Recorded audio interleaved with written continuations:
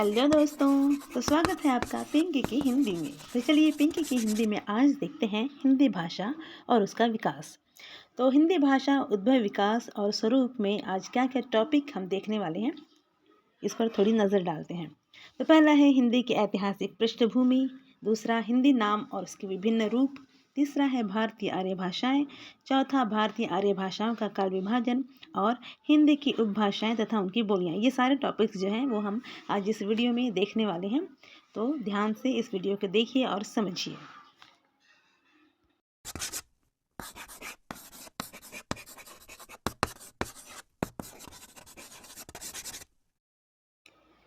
तो चलिए सबसे पहले हम नज़र डालते हैं हिंदी की ऐतिहासिक पृष्ठभूमि।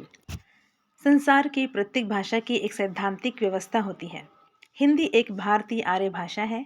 हिंदी शब्द का मौलिक अर्थ है हिंद का अर्थात भारतीय।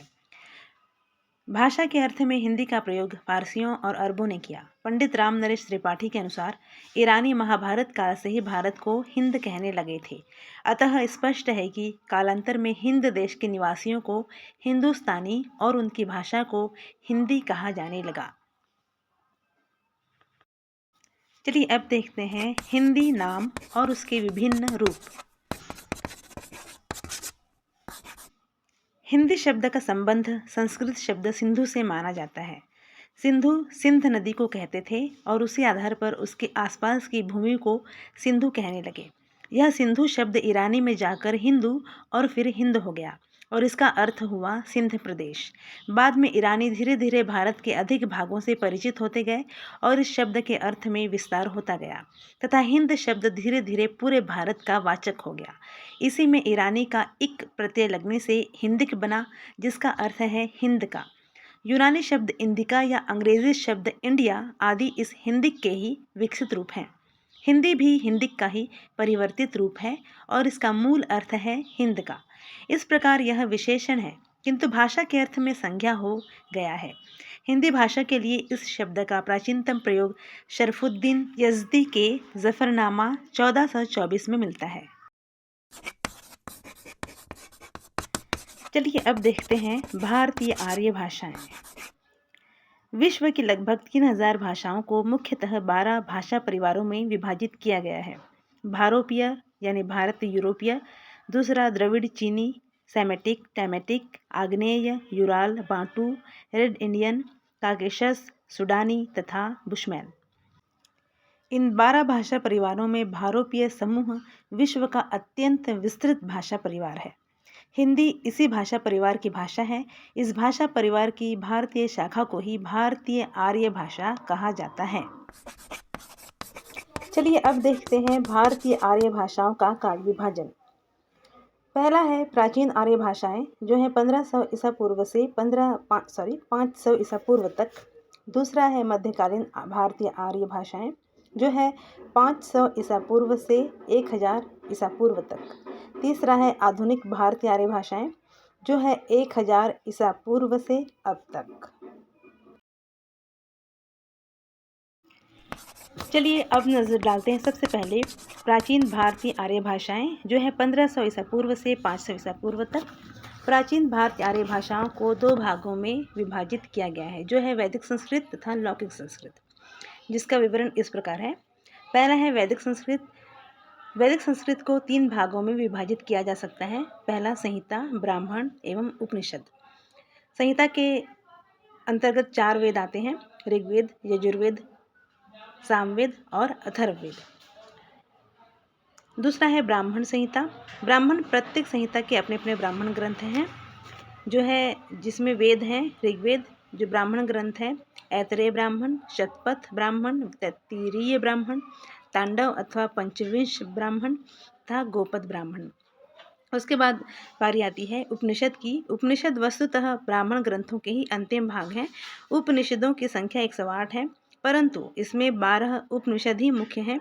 ईश, केन, कठ, प्रश्न, बृहदारण्यक, ऐतरेय, छांदोग्य, तैत्तिरीय, मुंडक, मांडुक्य, श्वेताश्वेतर तथा कौशिकी।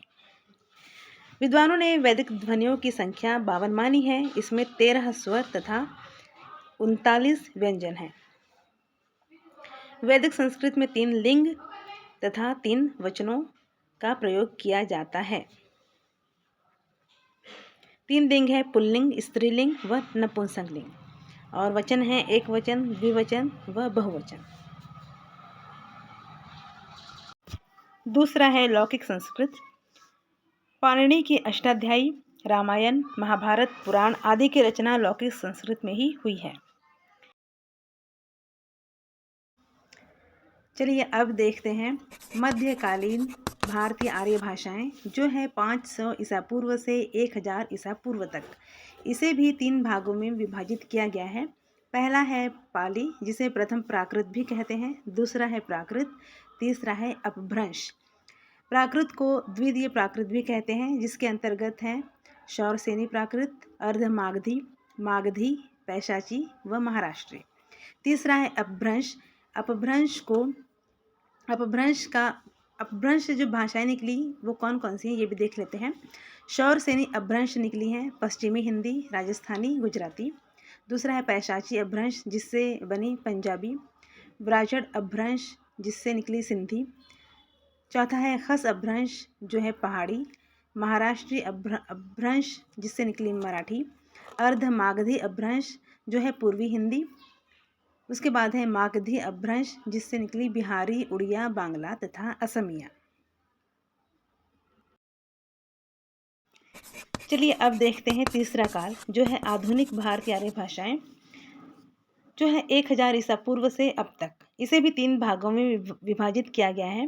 पहला है बाह्य उपशाखा, दूसरा मध्य उपशाखा तथा तीसरा है अंत उपशाखा। बाह्य उपशाखा के अंतर्गत है उत्तरी पश्चिमी समूह, जिसमें है लहंदा, सिंधी। दूसरा दक्षिणी समूह, जिसमें है मराठी। तीसरा है पूर्वी समूह, जिसके अंतर्गत है उड़िया, बिहारी, असमिया तथा बंगला। मध्य उपशाखा के अंतर्गत है मध्यवर्ती समूह, जिससे है पूर्वी हिंदी। तीसरा है अंत उपशाखा, जिसके अंतर्गत है केंद्रीय समूह, पश्चिमी हिंदी, पंजाबी, गुजराती, खानदेशी तथा राजस्थानी। उसके बाद है पहाड़ी समूह, जिससे निकली नेपाली या पूर्वी पहाड़ी तथा मध्य पहाड़ी तथा पश्चिमी पहाड़ी।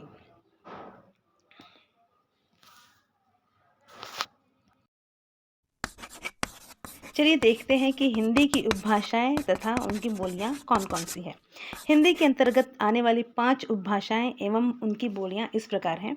उपभाषाएं हैं पश्चिमी हिंदी, जिसके अंतर्गत बोलियां हैं खड़ी बोली, हरियाणवी, ब्रजभाषा, बुंदेली तथा कन्नौजी। उसके बाद है पूर्वी हिंदी, जिसमें है अवधी, बघेली तथा छत्तीसगढ़ी। उसके बाद है राजस्थानी हिंदी, जिसकी बोलियां हैं मारवाड़ी, जयपुर या ढूंढाती, मेवाती तथा मालवी।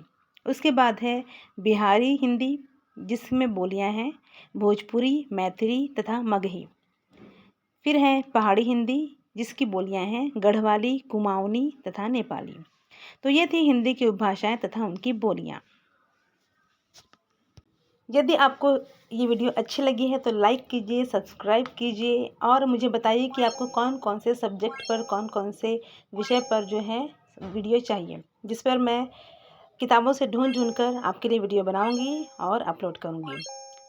ठीक है, तो उसके लिए आपको सब्सक्राइब करना पड़ेगा, ताकि जो भी मेरी वीडियो नई आए तो वो आपको मिल जाए। ठीक है, थैंक यू।